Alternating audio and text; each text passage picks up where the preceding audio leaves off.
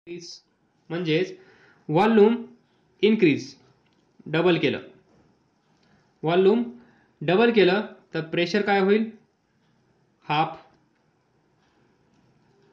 Inversely हे double तर हे half.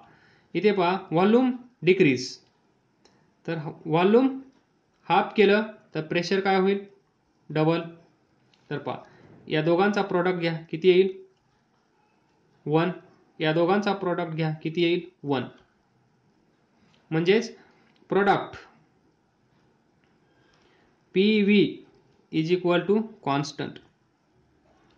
PV is equal to constant. पहा हे डबल केलं प्रेशर हाफ होईल, व्हॉल्यूम हाफ केलं प्रेशर डबल होईल, आणि फायनली PV या दोघांचा प्रोडक्ट सेमच येईल. पहा 1 1. त्यालाच आपण म्हणतो PV is equal to constant. PV is equal to constant. तर इथे पहा म्हणजेच प्रेशर डिक्रीज करून किंवा प्रेशर इन्क्रीज करून काहीच फायदा होत नाहीये. आता या इक्वेशनमध्ये या, प्रेशर इन्क्रीज केलं व्हॉल्यूम डिक्रीज होत आहे, प्रेशर डिक्रीज केलं व्हॉल्यूम इन्क्रीज होत आहे. म्हणजे हा PV काय आहे, कॉन्स्टंट. जर PV कॉन्स्टंट असेल तर VRMS काय असेल, VRMS काय असेल, कॉन्स्टंट. सर्वांनाच माहित आहे. इथे पहा P इन्क्रीज करा व्हॉल्यूम डिक्रीज होईल, P डिक्रीज करा व्हॉल्यूम इन्क्रीज होईल. फायनली या दोघांचा प्रोडक्ट सेमच असेल हे आपल्याला इथून दिसत आहे. इथे कन्सिडर करा यांची व्हॅल्यू 1. कन्फ्युजन नसावे त्यावेळेस PV इज इक्वल टू येईल RT, temperature constant, R constant, PV is equal to constant, P increase V decrease, PV is equal to constant. मग PV कॉन्स्टंट आला तर VRMS काय येईल, कॉन्स्टंट. म्हणजेच effect of pressure on VRMS काहीच होत नाही. VRMS कॉन्स्टंट आहे. तुम्ही प्रेशर इन्क्रीज केल्यानंतर MCQ क्वेश्चन येईल, प्रेशर इन्क्रीज केला तर VRMS काय होईल, तुम्ही म्हणाल VRMS square root of 3PV/m. P increase केला असं सांगतंय क्वेश्चन मध्ये. हे दोन डायरेक्टली प्रोपोर्शनल टू आहेत, तर VRMS इन्क्रीज होईल असं तुम्ही कराल. म्हणून हा क्वेश्चन मी डिस्कस करत आहे. Effect of pressure on VRMS कळलं. देन सेकंड लॉजिक, ते तुम्हाला माहित आहे, कोणतं, VRMS सेकंड. हे झालं पहिलं. VRMS is equal to 3RT. इथे पहा PV for 1 mole of gas, PV is equal to काय येत आहे, RT. म्हणजे या PV च्या जागेवर मी RT लिहू शकतो, हा M. कंडिशन काय आहे, at constant temperature effect of pressure on VRMS when T is constant. Temperature constant असतानाचा हा इफेक्ट आहे, otherwise may be change. VRMS 3RT. तर पहा 3 constant, R constant, M total mass of gas constant, T constant. तर VRMS काय असेल, मोठासा constant. हे सेकंड लॉजिक आया ध्यान में बच्चों.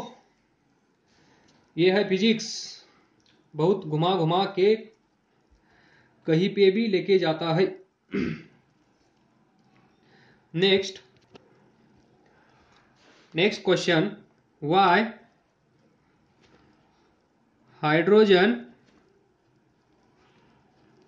Gas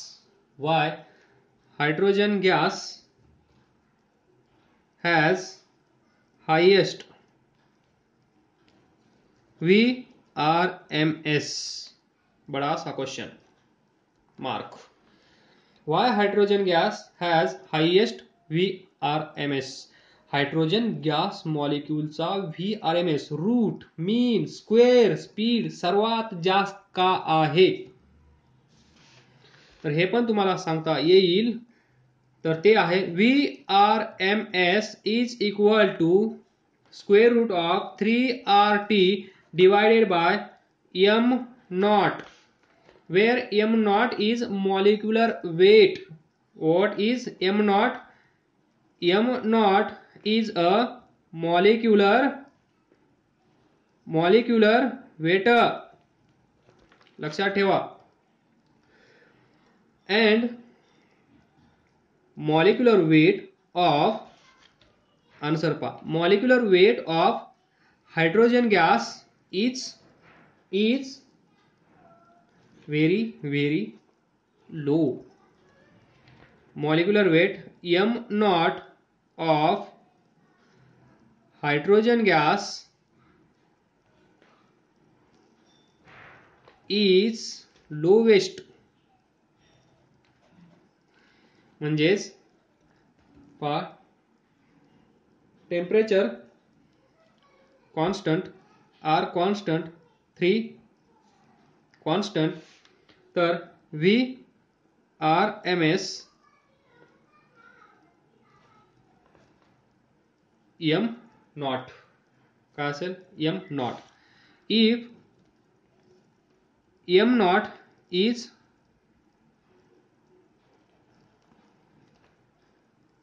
lowest, then VRMS is, सांगा लाजू नका, highest. If m naught is lowest, then VRMS is highest. That is why hydrogen gas has highest VRMS at a constant temperature. हे सर्व समजलं असेल तर हा क्वेश्चन छोटासा आपण सॉल्व करूया. किती आपल्याला समजलं आहे ते पण पाहूया. Find the RMS speed of oxygen molecule in a gas at 300 Kelvin. Temperature is given. What is given? Temperature 300 Kelvin. Kelvin मध्ये दिलं आहे, नो प्रॉब्लेम, कन्वर्ट करायची गरज नाहीये. डिग्री सेल्सिअस मध्ये दिलं तर त्याला केल्विन मध्ये कन्वर्ट करा. देन बाकी काहीच दिलं नाहीये. ऑक्सिजन नाव दिलेलं आहे, ऑक्सिजन. तर what is molecular weight? m naught, molecular weight of oxygen gas काय आहे? m naught 32 ग्राम पर मोल. 32 ग्राम पर मोल. याला केजी मध्ये कन्वर्ट करा. Don't forget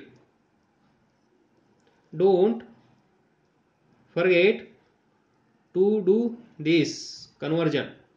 32 into 10⁻³ kg per मोल.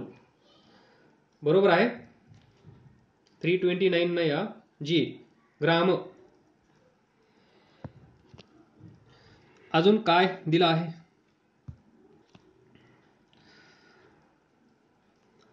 To find VRMS we have so many formulas. VRMS is equal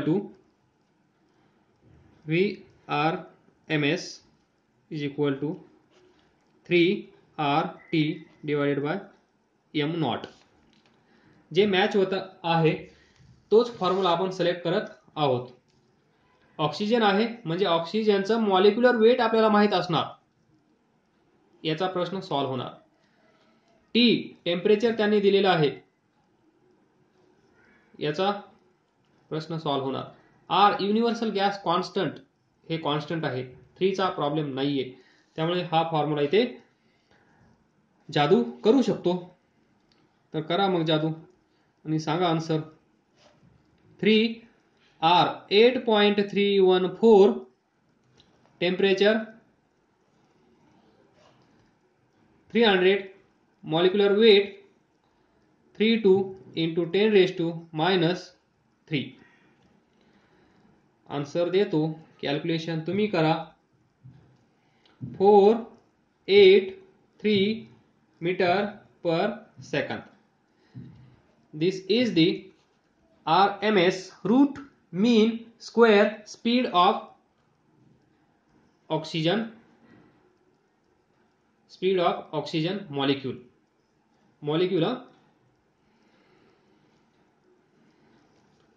O16 O2 32. केमिस्ट्रीमध्ये तुम्ही शिकला आहात, नो प्रॉब्लेम. त्या गोष्टी इथे डिस्कस करायला नको. लास्ट बट नॉट लिस्ट, आता जास्त बोर करणार नाही. तर पहा, VRMS is equal to 3P/ρ is equal to 3PV/m is equal to 3RT/m0. हे पाठ करा.